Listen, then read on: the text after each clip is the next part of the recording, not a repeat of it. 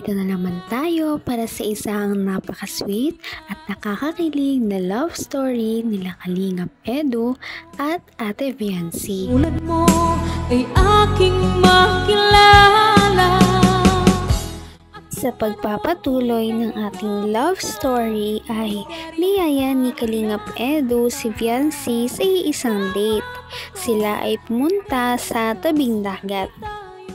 Noong araw na yon ay galing sila sa double date kasama ang tambalang Arjon at Angelica. Kaya naman medyo tuwang-tuwa sila sa mga nangyari noong araw na yon at gusto lang muna nila magpalamig sa tabing dagat. Sabi nga ni Kalingap Edu na masaya din pala na tumambay sa tabing dagat ng silang dalawa lang dahil minsan ay hindi sila nakakapag-usap ng maayos dahil nga marami silang kasama at magulo daw. Napaka-gentleman nga ni Kalingap Edu dahil talagang hindi niya hinahayaan si Viancy na madulas. Kaya naman inaalalayan niya ito pababa papuntang dagat. Kinilig talaga ang mga viewers sa unexpected na pag-holding hands ng dalawa. Sa piling ko okay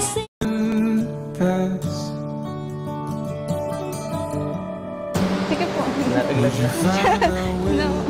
Huwag mo akong Tawa mo ako. Paalam ka naman.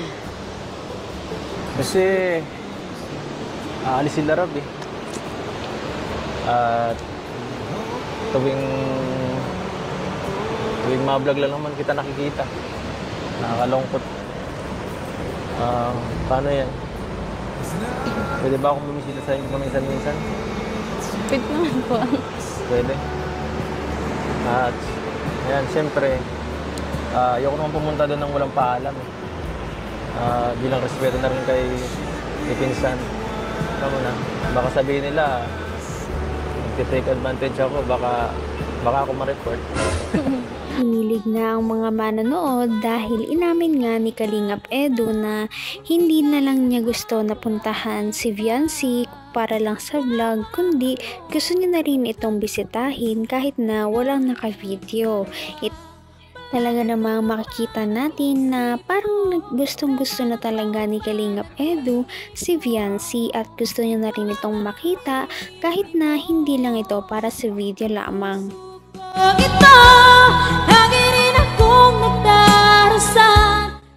Habang nasa dagat nga sila ay naglalakad-lakad lamang sila at nagpapahangin. Ito ang first time na lumabas sila ng silang dalawa lamang. Kitang-kita ang kanilang pag-e-enjoy at parang nagiging komportable na sila sa isa't isa. Sinamantala naman ni Kalingap Edu ang pagkakataon para naman makausap si Viancy at dahil dito ay parang mas nagiging close na sila. Ano naisip mo eh? Anong iniisip mo? Para laging malalim iniisip mo eh. Siguro po madami na kayo dito, hindi na lang ano. Marami din nila ah. Ano sabi mo dyan? Yung mga tinutulungan ko, yung mga beneficiary ko, dinadala ko minsan dito. Naliligo kami. Ay, opo, yun ano po. Papanood mo naman siguro. Okay. Supported ka eh. Alam mo yun.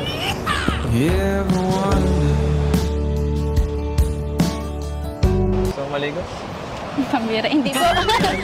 Hindi po, wala po akong nalambito. Hindi po. Sige na! Hindi po. Babasahin kita. Wala po. Wala kang bisan? Wala po kasi ako na.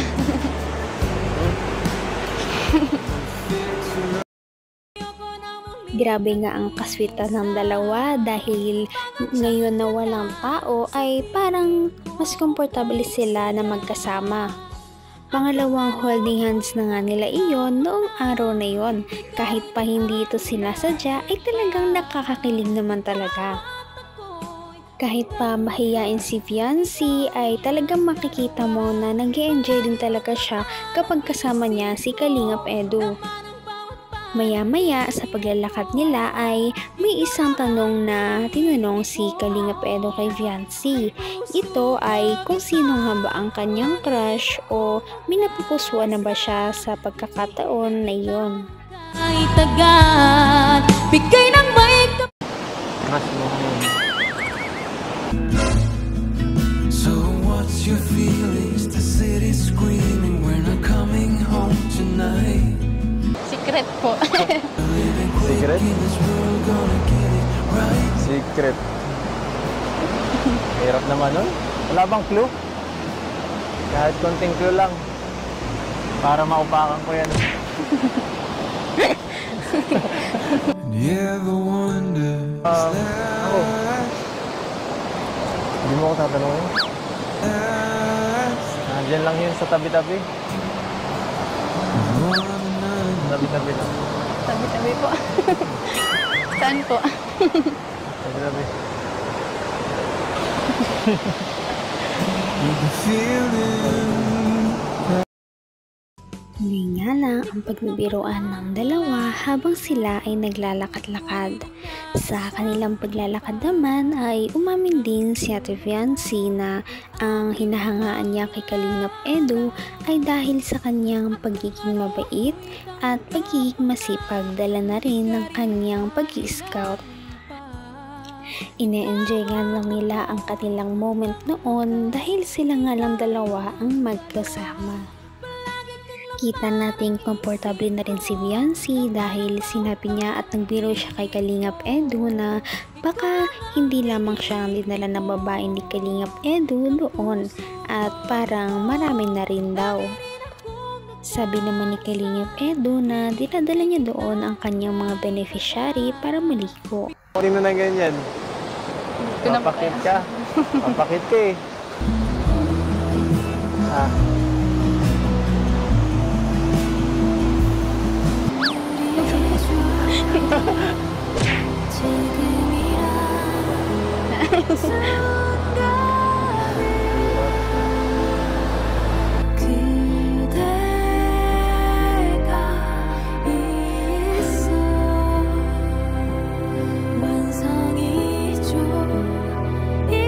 Anong gusto mong gawin ngayon?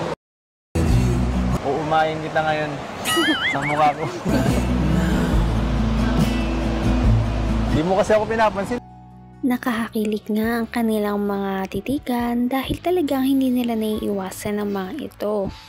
Maya-maya pa dahil hindi naman tiis ni Viancy ang hiya kay Kalingap Edo ay naglakas loob na siyang hatakin si Kalingap Edo para bumalik na raw sila doon sa taas kung nasaan ang kanilang mga kasama. Talagang marami na silang holding hands ngayong araw, parang pangatlo na yata ito. Nagpahatak na lang si Kalingap Edo dahil tira nagulat din siya nang hawakan siya ni Viancy kaya hindi na rin siya nakatanggi. Maya-maya ay umakyat na sila at inalalayan siya ni Kalingap Edo na umakyat. Napaka-sweet naman talaga ng dalawang ito. tinitibong Tara na. People talk and tell what you wanna hear now. Wala akong hawakan. Tara na po. Tara. But they all disappeared. They will let you Ganda ng araw. down. So we better stick together. Let's come whatever. We're not coming home tonight. Kumusta po? Ano, kumusta? Kumusta? Ito, iniisip ka. We're living quick in this Iniisip ka. world. Gonna get it. Sakit sa ulo. Noong tuluyan na silang makaakyat ay umupo muna sila dahil medyo pagod na rin sila sa nilang paglalakad. Habang nakaupo nga ay dinadama lang nila ang simoy ng hangin na napaka-fresh. Sabi ni Viancy ay nagpapasalamat lang siya kay Kalingap Edo dahil dinala siya doon.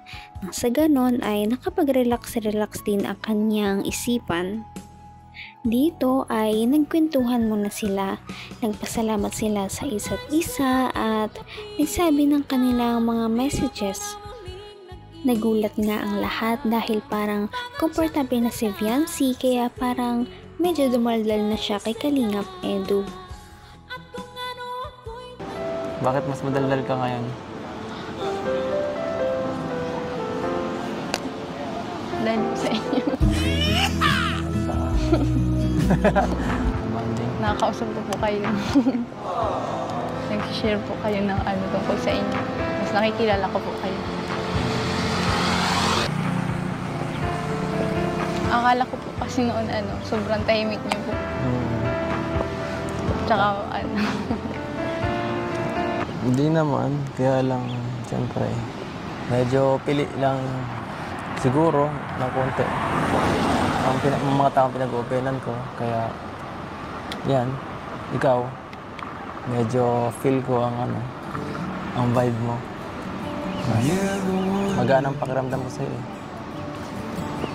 Magaan. Sana,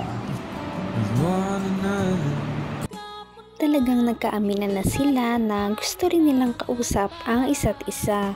Sabi nga ni Kalingap Edu ay sana si Viancy rin ay hindi rin magpapago at sana magtiwala din daw si Viancy sa kanya na magpakita kung ano ba talaga ang kanyang nararamdaman dahil nandito lang naman daw siya para kay Viancy, handang umalalay at makinig anuman ang kanyang tinadala. Para saan hinihintay kita? Kaya naman, sana ipatuloy natin silang suportahan at mahalin si Viancy, si Kalingap Edu at ang Kalingap team. Yun lamang at maraming salamat sa panonood. Abangan natin kung magkakatuluyan ba talaga si Kalingap Edu at Viancy. Hanggang sa muli. Bye!